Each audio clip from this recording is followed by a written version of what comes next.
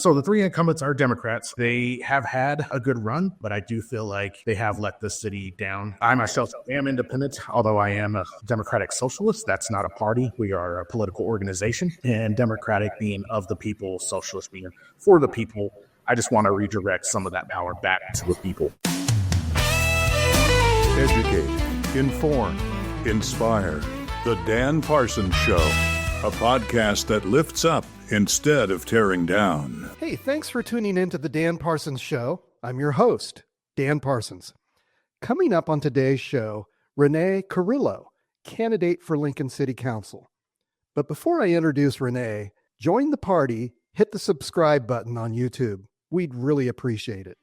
Okay, here's my interview with Rene Carrillo, with a special guest appearance by Dave the Cat. Enjoy. The people decide. The voices impacting Lincoln. This is Election Coverage 2025 on The Dan Parsons Show. Well, I'm a firm believer that politics on the local level is even more important in our daily lives than what goes on in Washington. So we are focusing on the Lincoln City elections this spring, including the city council races. 9 candidates running for Lincoln City Council, including 3 incumbents. Those 9 candidates will vie for the 3 at-large seats in next week's April 8th primary election. The top 6 will advance to the May 6th general election. So it's my pleasure to introduce one of those candidates, Rene Carrillo. Rene, welcome to the Dan Parsons Show. Yeah, thanks for having me. Glad to be on. Wish I could have got on sooner, but Hey, you're not busy time. So hey, it is. I just finished up with some of the other candidates just today. So you're not last. If that means anything to you. So that does make me feel a little bit better. Yeah, there's a couple stragglers yet. So no worries. Well, so you studied early childhood education and then went into electrical work, joining the IBEW Local 265. And so what motivates you to run for political office?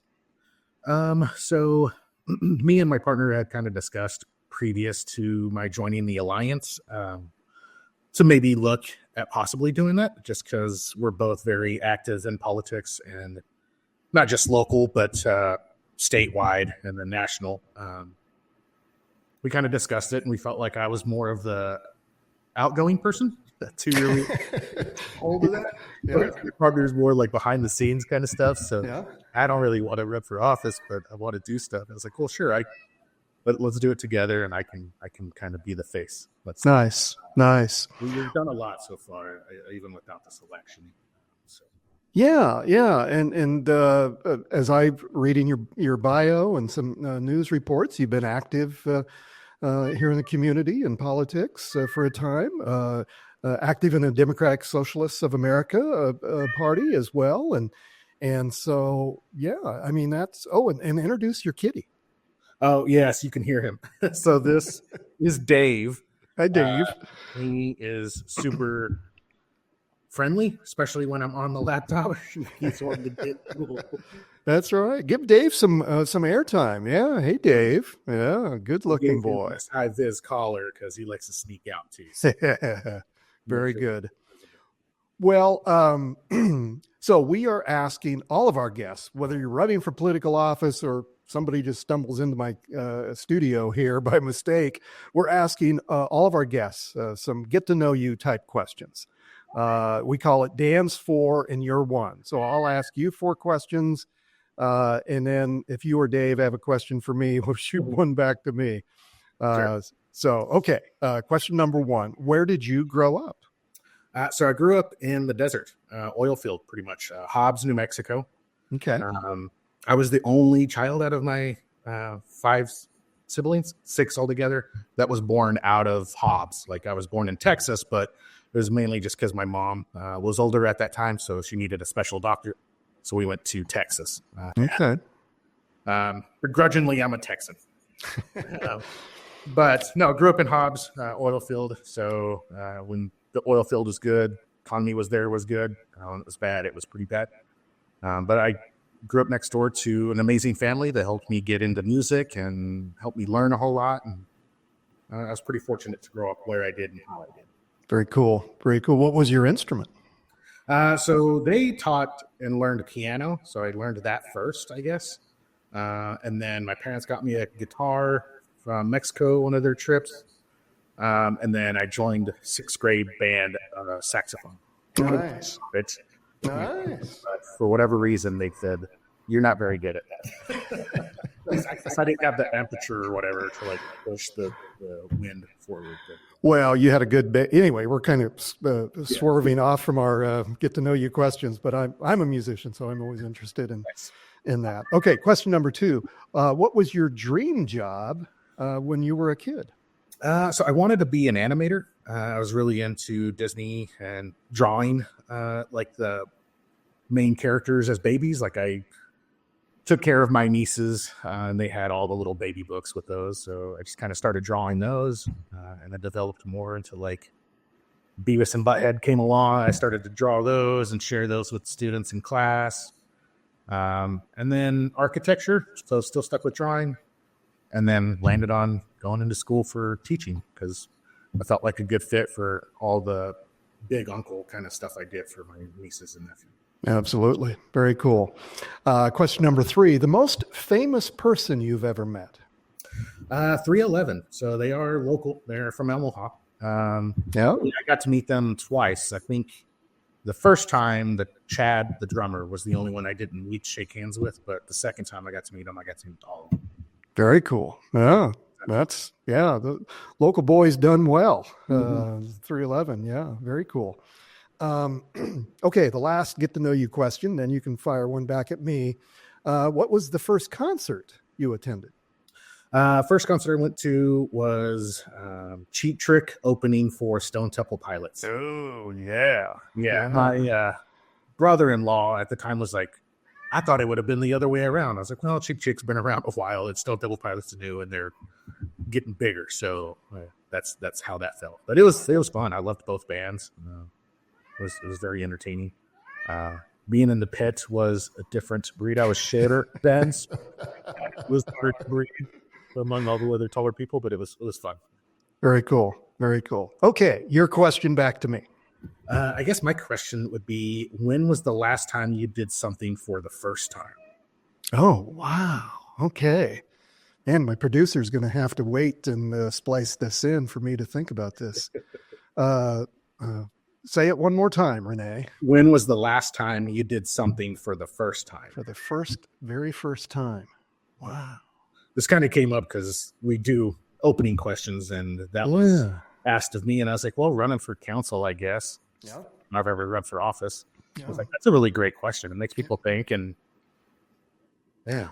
Well, the first time I did something, the last time I did something for the very first time last year, for less than a year, I hosted a AM radio show here in Lincoln. So nice. I've done podcasting for a dozen years, and of course I've as a public relation specialist, I've certainly helped my clients talk to media for many years. That's been my career, but the first time I've actually hosted a radio show recently. So, yeah, good question. Cool. Yeah, you may get the best question I've had so far. That's good. Made me think. Yeah.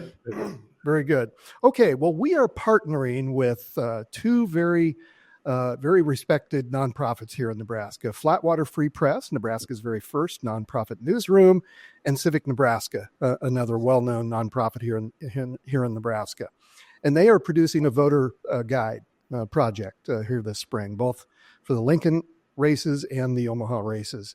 And we are sharing content from our podcast with all of our interviews with candidates with those two nonprofits. So here's some questions that were contained in that voter guide.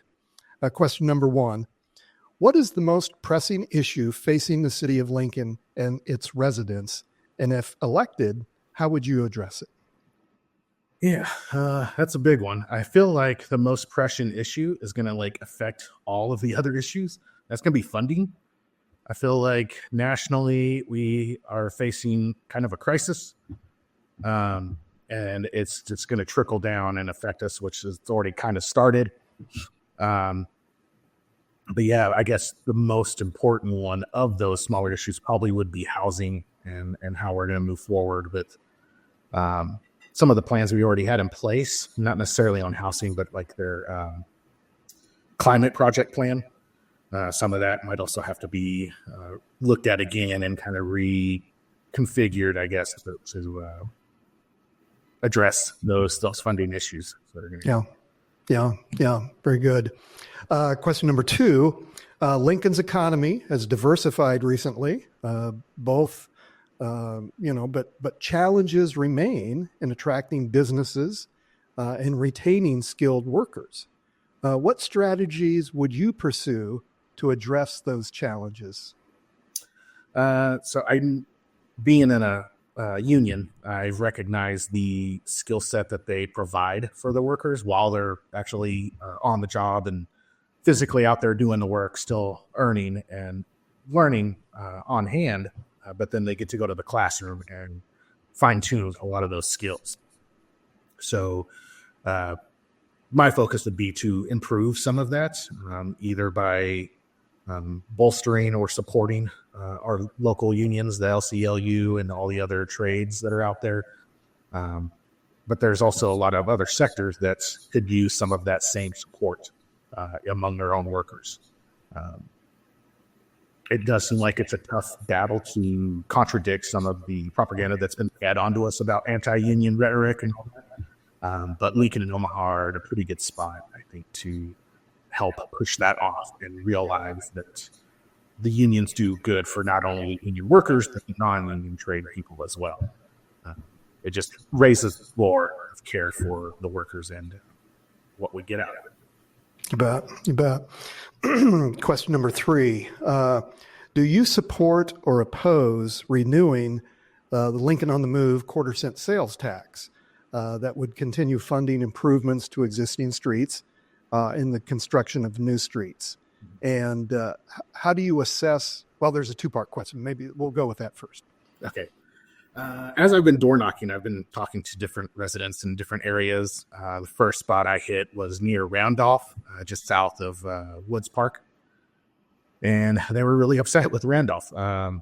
They felt like the city let them down. They came in, told them that they were going to start construction on that street. And then they got pushed off. And then it got pushed off. And there was never any more communication like they had that first time around when they told them they were going to start. So I feel like some more transparency might be in order prior to getting on the call and knowing the questions. I kind of looked in to see what information was available to people by just Googling the Lincoln on the Move thing. And they do have a really good website, and it does lay out a lot of what they've done. But it does seem like there are still some more questions that could be asked. And I feel like the citizens don't know all of that. Like, I only looked because I was going to be asked this question, and it seemed like something I should look into for citizens whose doors I knock, and they're upset with that. And then I guess just who we're contracting with, I would like to look into the process that they're using to fix the streets. I mean, it's one thing to fix the street, but then if we're going back in 6 months to do it again, that's probably not the best use of our money and our funds. So I guess I would be hesitant to support it just because I feel like there's questions that the citizens have. I don't want to push something that they're not behind. They realize that you need to fix the streets, and they realize that it's going to take money to do that. But they're also really upset that they've been paying this back for so long and their streets still aren't fixed. This is kind of sidestepping, but people are really upset that they don't ever plow their streets. So like during the winter months, it's hard for them to get out, or people will get stuck. One of the residents went and freed up the jam that was on the drain. It was right on Antioch Park, and it was in a cul-de-sac. And she noticed the problem, went out there on her own and freed up that blockage. So, I guess no, I can't support it just yet. I want to see more of how our money was spent and where, and maybe get all this information to the citizens before we present renewing that tax. Yeah, yeah. And maybe you answered this, Rene, but the second half of that question, how do you assess the initiative's impact since its approval back in 2018? And how would you propose to ensure more transparency and accountability in using those funds? Yep. So yeah, I touched on it, like taking the information we have that's on that website and putting it in print maybe, and then going door to door or starting town halls in the area where those are around and making sure it's at a convenient time for the people there. You know, we don't want it at like 2 p.m. when everyone's working. It'd be better to have it like 5:30, 6 o'clock, or maybe even sometime on the weekend if possible, but like getting that information to the people. And then as far as assessing the road that has been completed and has been constructed, you know, just monitoring it and making sure that new potholes aren't arising, or making sure that it's still the integrity of the construction that was laid out is upholding.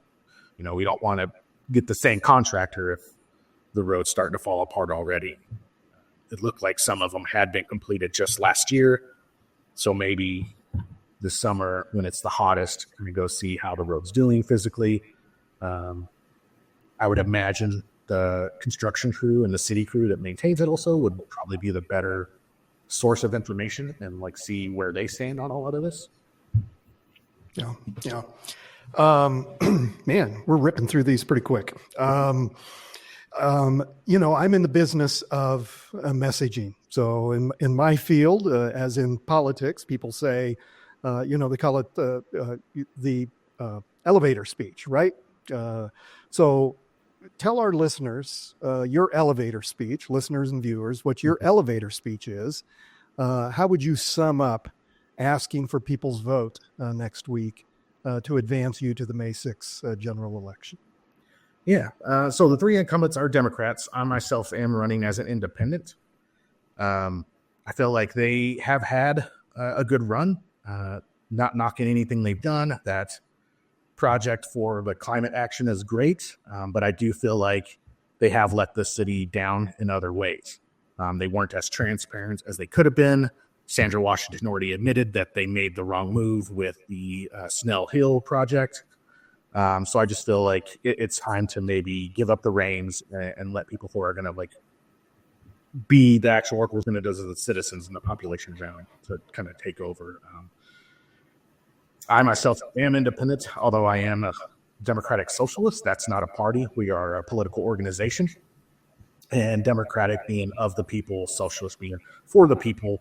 I just want to redirect some of that power back to the people and redirect some of what we're spending to make sure we're supporting that and helping them grow and benefit.